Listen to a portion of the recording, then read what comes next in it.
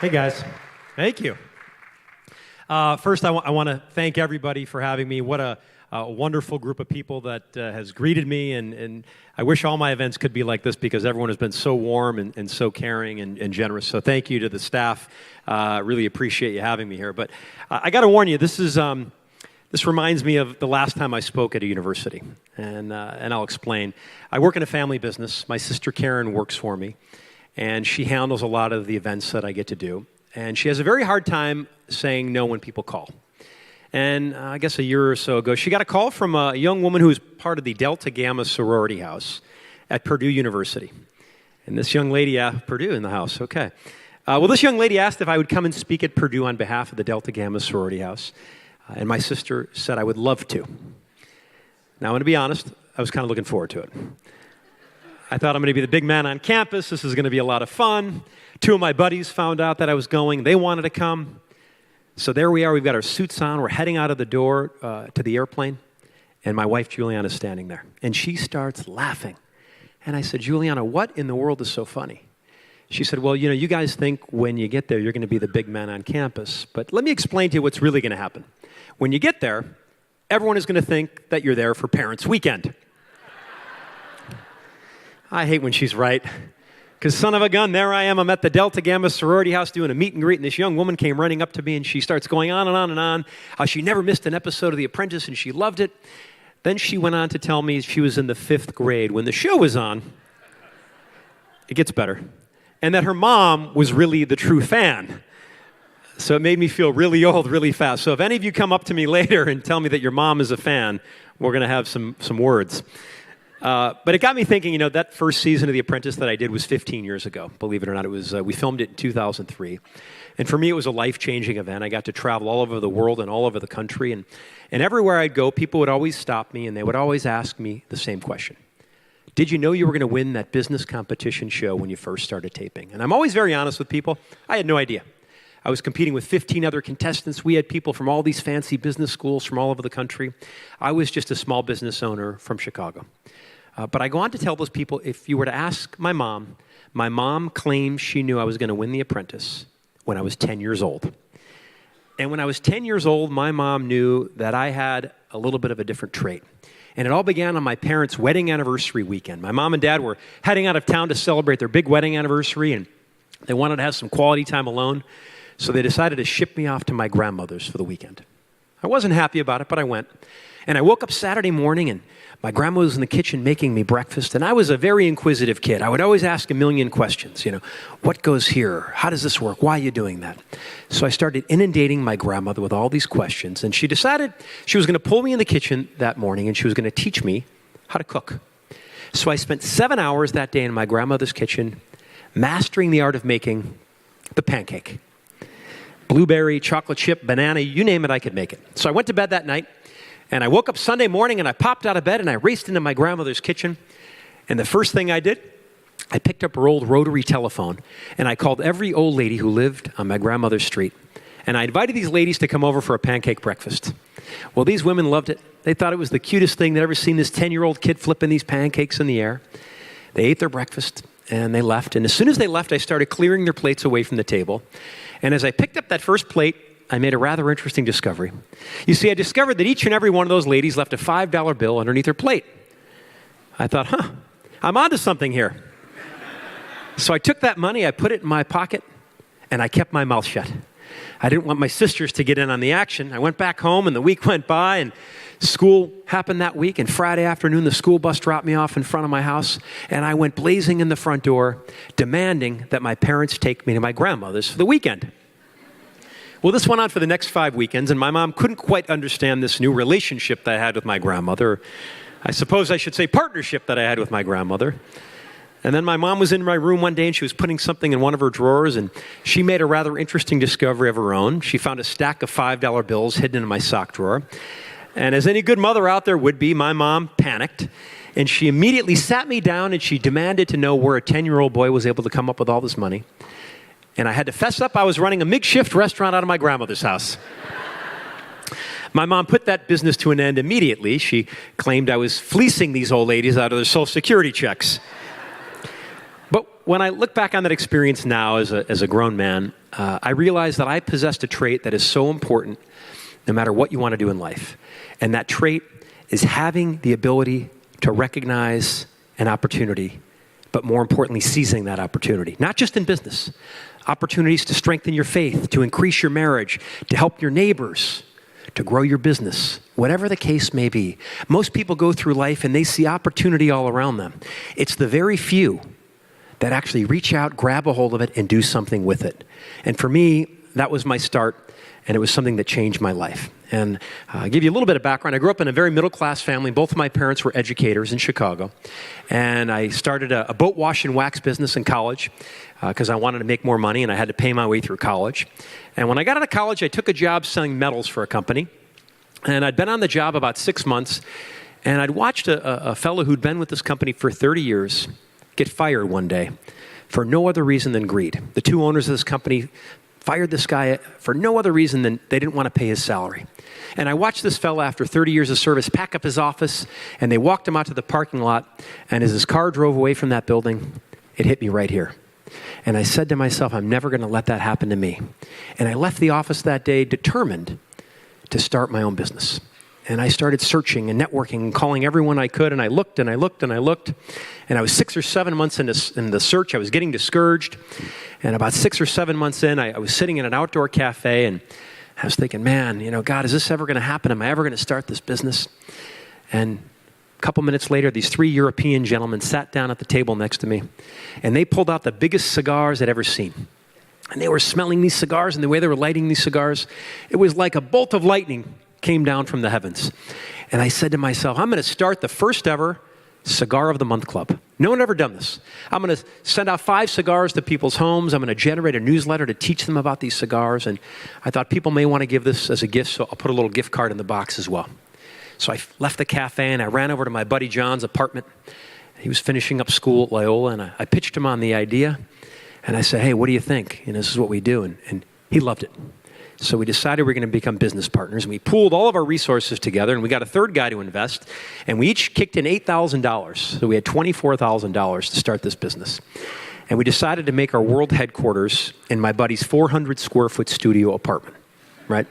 We pushed his bed in the corner, and I got some used desks and some used computers from my brother-in-law. And I got 7 1-800 phone lines piped in this little apartment. And I was ready to get this business up and running. But there was one thing I had to do. I had to go in and I had to quit my job at the metals company.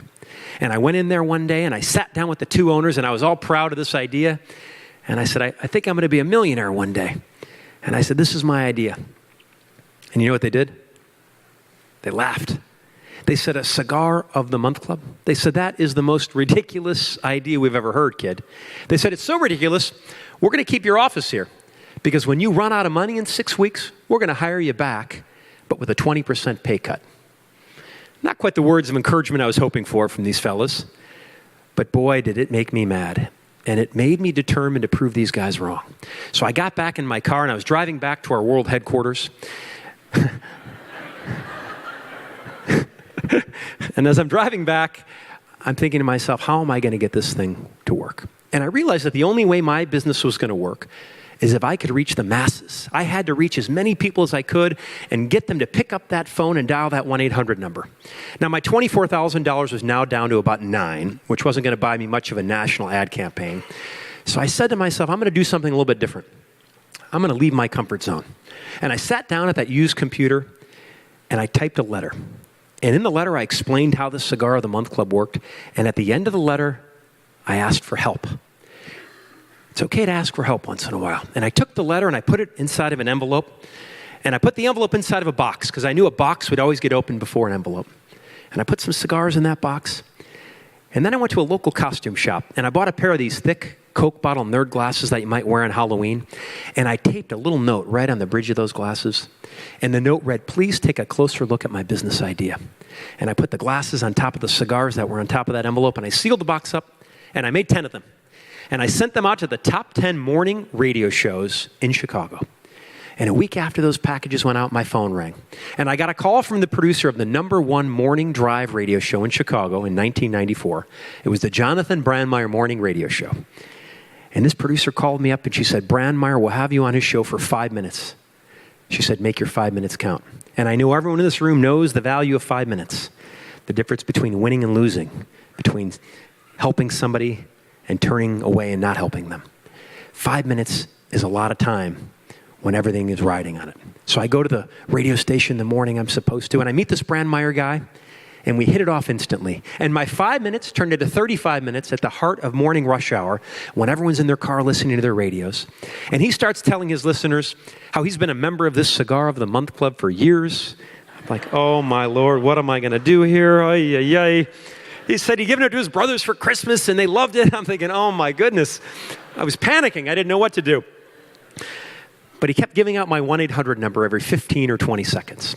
And I finished the interview, and I'm all panicked. And I'll never forget that day because there was a huge convention going on in Chicago, and I couldn't get a cab.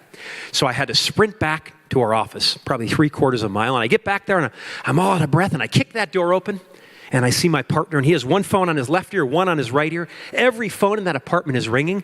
And I leap over, and I can pick up the first phone I can get my hands on. And I take an order from this woman, and she orders a 12-month subscription to the Cigar of the Month Club. I had to stop, and I had to say, ma'am, are you sure? It's $40 a month. She was sure. I hung up the phone and I looked over at my partner, John. I said, John, looks like we're going to be in business for at least a year.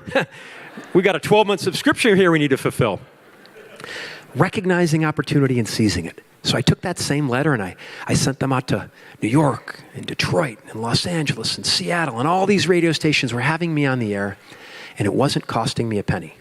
Now, when you're an entrepreneur, or when you have that entrepreneurial mindset, you can have an entrepreneurial mindset and work for somebody else. That's okay. But when you have that mindset, you always challenge the status quo, even when the status quo is working. You try to take a good idea and make it better, make it more efficient, make it more profitable, right? So I thought to myself, this is working with these radio interviews, but how can I get these phones to ring even more? Anyone? Nobody? TV. That's right.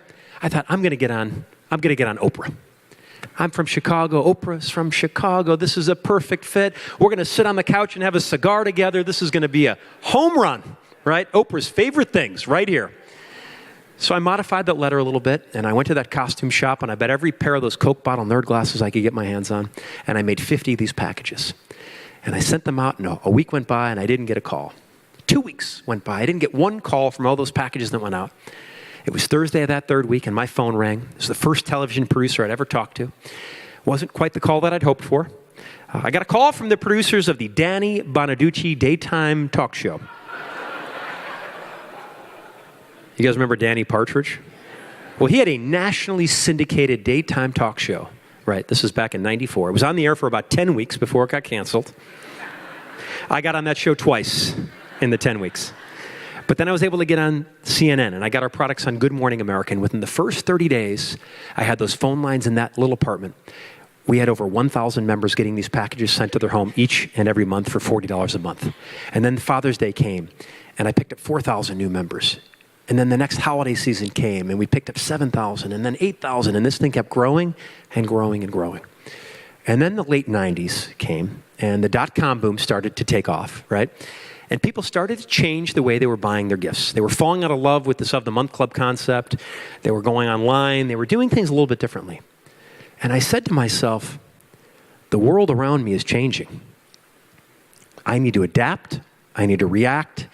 I need to be agile, because if I am not, I will become extinct. And this doesn't just pertain to business. This is all areas of your life. And I said, I'm going to change the way I sell cigars to my customers. And I shifted away from that of the month club concept, and I started selling to casinos and resorts and country clubs and you name it, all over the country. And thank God I did, because my competitors, they were doing the beer of the month and the wine of the month. They stayed in their comfort zone. They kept those blinders on, right? And they said, we're going to keep doing things the way we've always done them. And both those guys filed for bankruptcy within a year or two. So I was able to keep my business going, and I was able to sell that business in late 2001. And just as I'd sold that business, my phone rang. We talk about recognizing opportunity and seizing it. And this girl I went to college with, her mom worked in show business. She called me up and she said, there's a new show with Trump. They're looking for young entrepreneurs. It's a competition show. And if you win, you can become his right-hand man. She said, what do you think? I said, well, it sounds kind of intriguing. Can you send me over an email and I can take a look at what this is all about? She said, no. I made you an appointment on Thursday, 3 o'clock. You better be there. She was a tough lady, kind of lady you don't want to say no to. So I go to this meeting, and I sit down with these producers from Hollywood, and they start explaining the concept of The Apprentice. And they told me they had 215,000 people who had applied. And they narrowed it down, and they narrowed it down, and they came down to the final 50. And they asked me if I'd be part of the final 50, and I said I would. And flew me to LA for a week of testing. And at the end of that week, I got offered a spot to compete on the first season. I was the last one chosen. They were kind enough to share with me the picking order, right? I was the 16th one chosen out of 16 contestants. Remember when you were a kid and you were the last one picked for a basketball team or a football team? Didn't feel too good. Well, this didn't feel good either, and I had something to prove. So I go to New York the day I'm supposed to, and we start competing on this show, and our first task was something that everyone in this room has done, most likely. We had to open up a lemonade stand. And I'll never forget that moment because I'm looking up at the heavens thinking, dear Lord, I'm in a suit and tie on Fifth Avenue selling lemonade that is not fit for human consumption. Right? No one will ever take me seriously in the business world again. But then the tasks got larger and they got a lot more complicated and the sleep deprivation started to kick in. And you could tell those who had that entrepreneurial mindset versus those who didn't. And one by one, the competition started to fade. And then before I knew it, I looked to my right and I looked to my left, and there's only one other person still left in this competition. And it was just my luck. The guy had his MBA from Harvard, right? Brilliant guy, great guy, real gentleman. We battled it out in the final round. And then came the moment of truth. Live television, there are 30 million people tuning in. Trump said, you're hired. And it was an amazing moment I will never forget. Because it changed my life, but my celebration literally lasted a moment. Because as soon as he said you're hired, I got whisked away by these handlers, and I had to go on a 2-week tour of all the talk shows. Jay Leno and the Today Show and Ellen and Larry King. You know, where were those people back in 1994 when I was stuck doing Danny Bonaducci? Sure as could have used them then. But I finished that tour, and I made my way back home to Chicago. And I was sitting in my family room, and I had a moment of reflection. And I'll never forget, I started to think, you know, why me? God, why was I the last one chosen? We had 215,000 people who started this journey. Why was I the last one standing? And I think there were 3 reasons why I was able to win this, and I think these are why people are successful in life. The first one is I understood and I practiced a term called practical execution. What does that mean? Well, practical execution essentially means actions speak louder than words. Practical execution means you don't get involved in the office politics and the backstabbing. You put your head down, you keep your mouth shut, and you let your actions speak for you day after day, week after week, month after month. You don't talk a big game, right? And that's what I did on the show. I didn't get into all the game playing and the backstabbing. I let my actions speak for me week after week after week. Secondly, I knew the importance of being agile because I learned a lesson when I was an entrepreneur, and on the show, agility is what set me apart. A lot of people had these great educations and they followed those textbooks to the letter of the law. But on the show, each week we were given a different business that we had to start. And I said, I've got to bring a different strategy and a different management style to the table based on the business that we're running. And a lot of the people that I was competing with, they didn't. They did it one way, week after week after week, and they didn't adjust and they didn't react. They were not agile, and it came back to haunt them. And thirdly, it's about risk. It's about understanding risk. It's about respecting risk. It's about managing risk. And it's about converting risk into success. Now, success is a funny word. And I often wonder, you know, why are some people successful at what they set out to do and many not? And that is a very difficult question to answer, but my answer is rather simple. And my answer comes down to one word, and that word is fear. I don't know if you knew this, but when we're born into this world, we're born with 2 natural fears. It's the fear of falling and the fear of loud noises. And every other fear we have is learned. And so many people are afraid they're going to fail. They're afraid they're going to make a mistake. They're afraid what their friends or colleagues are going to say about an innovative idea that they never even try. And in my opinion, that's the biggest failure of them all. I think it was Emerson who once said, always, always, always do what you're afraid to do, and success will find you. Now, let me tell you, I know all about fear.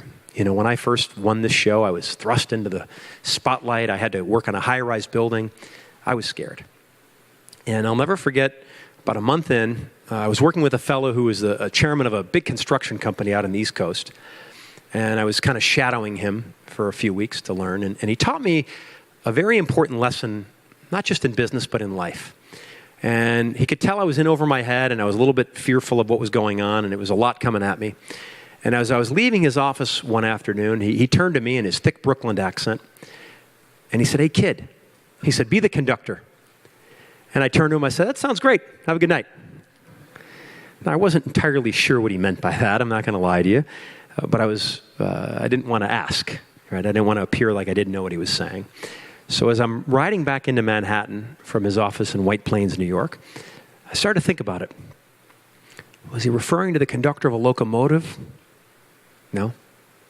He was referring to the conductor of an orchestra. You see, the conductor of an orchestra has all these expert musicians in his or her pit, and they play their instruments to absolute perfection. The conductor himself or herself is not an expert at playing each and every one of those instruments, but he gets them all to play in harmony with one another. We talk about being a good leader. You see, a conductor is an amazing leader because the conductor checks their ego at the door, and they realize there's someone who can play that better than I can. And in business, the same thing goes. So many people stunt their growth as business owners because they say, "I've been doing this for 25 years. Don't tell me how to do my job. I know what I'm doing." They end up here. The ones who say, "Well, wait a minute. Maybe with this digital age, there's someone who can help me with digital marketing or someone who can help me with Instagram and Twitter and Facebook and all these ways I can reach my next generation of customer," right? They end up here. They learn how to conduct. And I'm going to be real honest. I was probably not the best conductor early on because I had a little bit of success at a young age. I got a little confident, maybe a little overconfident. Some would say cocky. But I slowly but surely learned how to be a conductor because I think it's so important. And I think part of being a good conductor is being a good people watcher, right? Any good people watchers in the room? God, right? You can learn so much good and bad by watching people.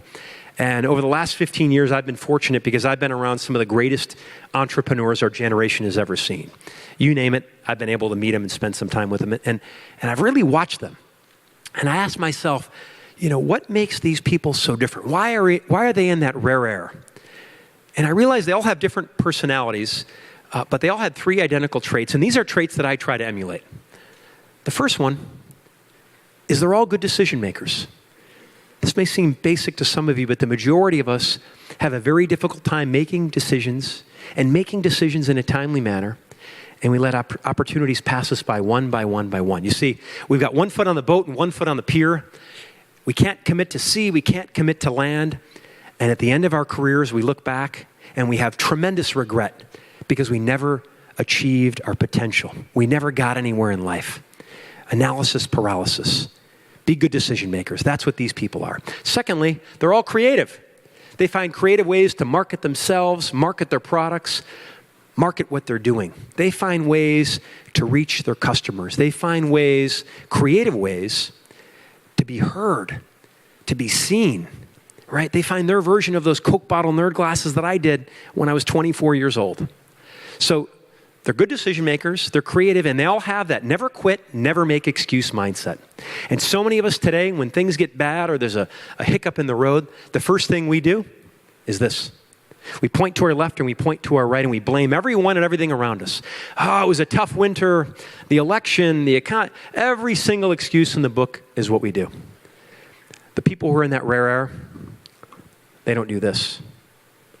They do this.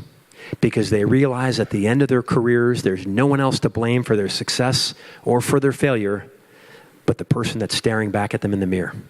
No more excuses, people. No more blaming everyone else for your problems. No more falling off that cliff of pity, right? Self-pity. Because it's a lie. We're living a facade when we do that. So I've been fortunate to be around some of the great leaders and great entrepreneurs our generation has ever seen. And then about 4 or 5 years ago, maybe it's been longer now, I did a show for the A&E Network called We Mean Business. And it was a show where I went into 10 businesses that were failing, and I got to turn them around. And I was very committed to this. I spent so much time with each business owner. I became part of their family life and their social life and their work life, and I really integrated myself into what they did. And at the end of those 10 businesses, I really reflected on it. And I said, why are these people all failing, right? Why are they at the bottom of their industry, bottom of their field?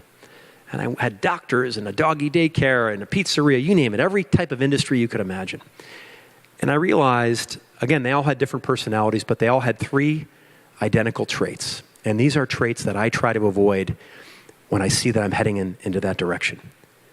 The first one is they're all reactive rather than proactive. This gets back to the ego thing that we talked about earlier. You see, they wait for problems to arise, and then they put those fires out because it makes them feel important, because they can solve that problem. They can come in and be the hero, right? They like that drama in their lives. The smart ones are anticipating the problems and coming up with the solution before the problem even rears its head. Secondly, they all surround themselves around negative people. Interesting study I read, it said a lot of people you come into contact with on a daily basis are going to be negative. They went on to say that you're never going to be able to eliminate these negative people from your lives. That's impossible. But when you're aware of who they are and what their intentions are, you negate their power. And when you're achieving great things in life, not just in business, but in your faith, in your person, whatever you're doing, right?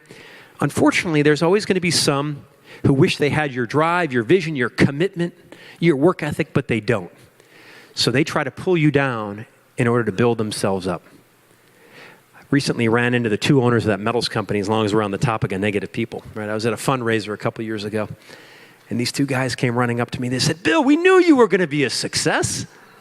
I said, "Oh, okay. I'm not so sure about that." But it's about being proactive rather than reactive. It's about being aware of the people you surround yourself with on a daily basis and making sure you know who has your best intentions in mind and those who don't. And lastly, it's about the power of potential. Potential is the best God-given asset we have, yet I truly believe it is the most underutilized. And I think when we're born into this world, God gives us a certain amount of currency in the form of potential. And it's up to us to make it grow. It's up to us to make it multiply. Yet so many of us don't do anything with it because we let people tell us what we can and cannot do in our lives. We let people limit our dreams. And that is a very dangerous thing. And someone who I got to work with over the years, and my wife worked with for 10 years, really embodied the power of potential. And it was Joan Rivers. Everyone here knows Joan Rivers, right? Well, Joan passed away about 2 or 3 years ago. And my wife and I were at her funeral in New York. And after her funeral, about 100 of us were invited back to her apartment for a little reception. And I'm at her apartment about 15 or 20 minutes, and I pay attention to everything. And I noticed about 80 out of the 100 people that were at her apartment had these little stick pins, right? These little lapel, I don't know what you'd call them. But there were these pieces of jewelry on their lapel, and it was of a little diamond-encrusted bumblebee. And I turned to my wife, I said, "Juliana, what's with all the bumblebees?" She goes, "I don't know. Joan always loved the bumblebee. She said that she was like a bumblebee." And I said, okay. Didn't think anything of it. And after the reception, it was still bothering me. It wasn't bothering me, but it was still on my mind. So I got back to our hotel, and I opened up my laptop, and I went to Google, and I typed in bumblebee. And as soon as I typed in bumblebee, I understood. And I printed it out so I could get it exact for you today. I understood why Joan loved bumblebees. Because when you type into Google the bumblebee, the first thing that comes up is, according to scientists, the bumblebee's body is too heavy and its wingspan is too small. Aerodynamically, the bumblebee cannot fly. But the bumblebee doesn't know that, and it keeps flying. You see, when you don't know your limitations, you can go out and you can surprise yourself. In hindsight, you wonder if you had any limitations at all. And Joan was the bumblebee because everyone told her, "You can't host a late-night television show. You're a woman." She did it. They said, "You can't sell $100 million worth of jewelry on the Home Shopping Network. It's never been done." She did it. She didn't let people tell her what she could or could not achieve in life. She flew, even though everyone said she could not fly. She was the bumblebee. She understood and knew the gifts that God had given her, and she wasn't going to let anyone limit that potential. So when we're creative, we're agile, we have that never quit, never make excuse mindset, we can achieve anything we want to achieve in life. Stop doing this and start doing this. And this I can assure you, we're going to have highs and lows. We're going to have good times and bad times. There are going to be a lot of tough times in life. But I end every speech with this. Tough times don't last. Tough people do. Thank you folks so much for having me here today. I really, really appreciate it. Thank you. Thank you.